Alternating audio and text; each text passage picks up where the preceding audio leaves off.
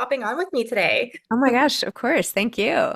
Um, so usually sometimes I use video for social and things like that. Are you okay with that, or would you prefer I not? I think that's fine. Yeah. Okay, okay, great. Okay. I just like to warn, some people are like, no, Thank you. I know. I'm like, let me fix my hair. no, no, you look great. You look great. Okay, I'll just say welcome and we'll jump right in, no more than sort of 25 minutes or so. And yeah. Perfect. Okay. Sounds Okay. Welcome, Anna. Thank you so much for coming on Moms Don't Have Time to Read Books to discuss your latest book, Striker, and all your other amazing work. You're like a powerhouse. Amazing. Congratulations. Thank you so much, and thank you for having me on. I'm so excited to be here. So I told your publicist when I was emailing, I was driving by Union Square the other night in New York City, and I was Yeah. like, and there was this crowd around the corner. I was like, what could this possibly be for? I haven't seen a line like this in so long. So I went on the Barnes& and Noble website, and I was like, oh my gosh, it's Anna! I can't believe it. Tell me about this very unique event that you did at Barnes& and Noble. Yeah. Oh, it was a midnight release party for The Striker last Monday. The book came out on Tuesday, and it was amazing. It was actually my first ever midnight release. And so I think there were around 800 people there. And so there were games, activities, crafts, giveaways. There were also a Q&A session. So we split it up into three Q&A. So we didn't have like 800 people all on like the top floor at the same time, which would have been a fire hazard. But we kind of chatted about the book, my future plans, and then when it came to midnight, we counted down to midnight, and everyone got their books. And it was kind of a very surreal moment and definitely a career highlight. So I bet. Yeah. When your crowd is a fire hazard, you know you've made it. put that in my bio. Yeah, exactly, exactly. Well, your book is great. I love the way you write. I love your characters. I learned more about, I mean, my daughter plays soccer, but this is like a whole nother Yeah. level. You know, adoption, brotherhood, sisterhood, rivalry, ballet. I mean, you have like so many different things all percolating and written in such an accessible, like warm, relatable way that you feel like you're immediately like lost in the story and sort of somehow rooting for everybody all at the same time, even though that doesn't make any sense. Tell listeners a little bit more about the book, the backstory of it, why you wrote it, and all of that. Yeah, so The Striker is actually my first sports romance. And people always ask me, why did you choose soccer? And I was like, well, it's because soccer is really the only sport I like watching. So any other sport would not work for me. But it follows Asher Donovan. So he is kind of this star footballer, as they call it in London, who gets transferred to a new team that happens to be the same team his rival is on. And when the rivalry costs them a championship, he's forced to do like off-season training to bond. What they didn't know at the beginning was that new trainer is actually his rival's sister. And so, of course, as the summer progresses, romance and drama ensues, and it's a lot of fun. I love his whole like I get like how is this woman rejecting me, right? He first Yeah, like me, it would be like I don't even know, the biggest steel person in the world. Who I don't know. yeah, Harry yeah. Styles or something. I don't know, somebody just being I like, know. "Wait, I can't pick up a girl in a bar? Like what is going on?" I know. He was flabbergasted. Yeah. Oh my gosh, so funny. Um, where did this idea come from? Yeah, so all of my books are kind of connected in the same universe. So Asher actually showed up as a side character in one of my previous books that was published in, I would say, January 2022.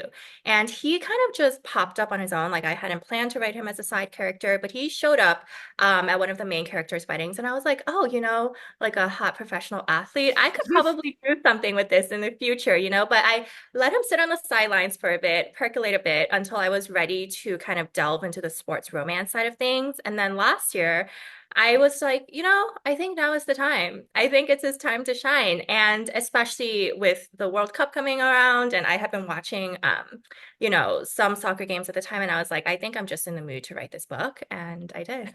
Oh my gosh. Well, that's as simple as that. Yeah.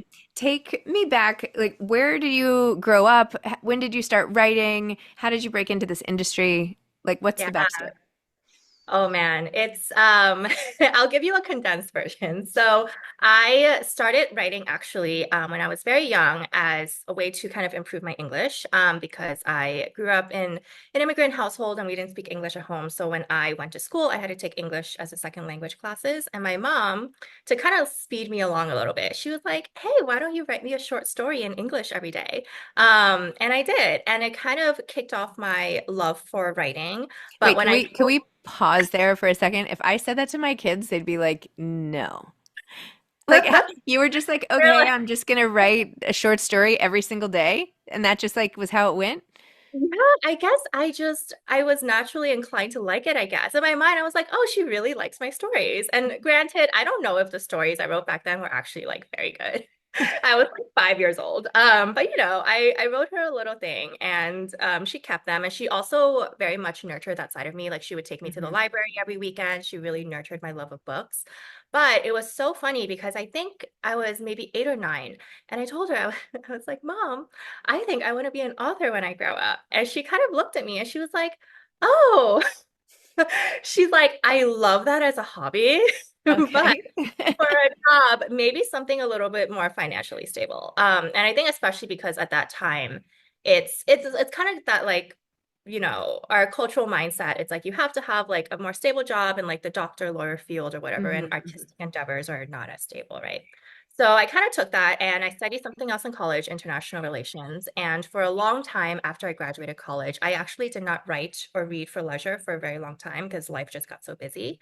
And then 2020 came around and I was in my house and I needed a creative outlet and I suddenly had a lot of time on my hands and I started writing again. And at that time, the publishing landscape had shifted a lot. There was a rise in indie publishing, a rise in romance.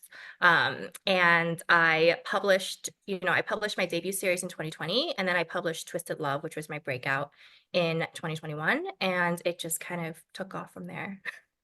Oh my gosh. It's But a full circle. how fast do you write? So it's interesting because I think compared to most traditionally published authors that come out of the gate traditionally published, I write pretty fast because I publish on average about 2 books a year. Hmm. Um, for indie authors, I am actually pretty slow because they publish faster than that.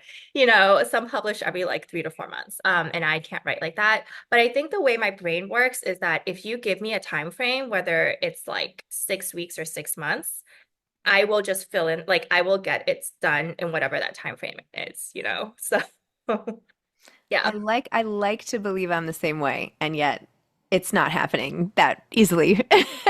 Like other All things. have our different processes. I know, I know, I know. But then you end up with all this work, which is amazing.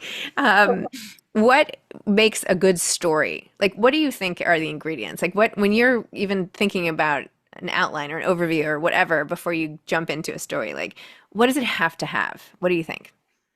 Yeah, so I think because I write romance and I think it is a very character focused genre. Hmm. And so before I start every story, I always start with the characters. I have to figure out specifically, for both leads, what is their emotional wound? Like, Hmm. what is keeping them from being open to love at the beginning of the story? And how do they overcome that by the end, right? Because it's about character growth. Like you can't have two people falling in love, but they remain static throughout the entire story because then it's like, okay, well, where's the journey here, right? Right, where's the story? And so once I figure out those emotional wounds and where the personal arcs are, then I actually build the plot around that. Because I think the conflict and the things that push their story forward have to be things that challenge their misbeliefs at the beginning and force them to grow, right? And so I kind of shape it from the inside out. And I think, the character development is a really important one. You have to figure out why do they actually like each other? Like Hmm. why are these two people specifically a good match for each other? How do they make each other a better person? How do they grow? And of course, it is romance. So we need like the tension, we need the chemistry, we need the banter, and all of those things. But yeah. It's a Do lot of you, layers. how do you, writing romance like this, how does it affect your own relationships? Yeah, well, I have unbelievable, I have probably unrealistic standards. I'm like, what do you mean you're not gonna fly me to Paris for breakfast one morning? But no, I think it has actually been very helpful because it allows me to kind of realize the things that I value in relationships. And Mm. granted, not that I am the same as all of the heroines in my stories, right? But the way that they work through their conflicts and what is holding them back from love in the beginning, it really helped me figure out like, okay, this is what is important to me in real life. Hmm. And are the things that I can and cannot have in a relationship. And it also pushes me to kind of stand up for myself a little bit more, actually, because once I write that into a book, I'm like, there's no reason why I can't do this in real life. Like they're so strong. Like all of these characters are so strong, and it kind of inspires me to do the same in my own personal relationships. It's like you're writing your own pep talk. Yeah, exactly. I'm like my own pep talk, my own manifestation, Yeah. my diary entry. So, what do you think is holding you back from love? What is your wound? Oh man. That's what my mom would like to know. I think for me, I have always been sort of a very like independent in the things that I do. I really like the freedom to do what I want when I want. And so for me, I think it's a little bit hard because to think of, oh, when you get into a serious relationship like that, like suddenly I have to like I can't just go off the next day and be like, oh, I want to spend a weekend in London. Like I actually have another person there that I need to take into account. And it's just and not that's not necessarily a bad thing, but I think it's just a different way of living, and kind of a different way of thinking about things that I am still sort of like processing, I would say. Okay. Okay. Yeah. All right. Well, we don't have to really go into all the nitty-gritty of all your backstory. I'm like totally prying anyway, so I apologize. Um, so what are some of the wounds and characters that you are excited to write that you haven't written yet? Oh, I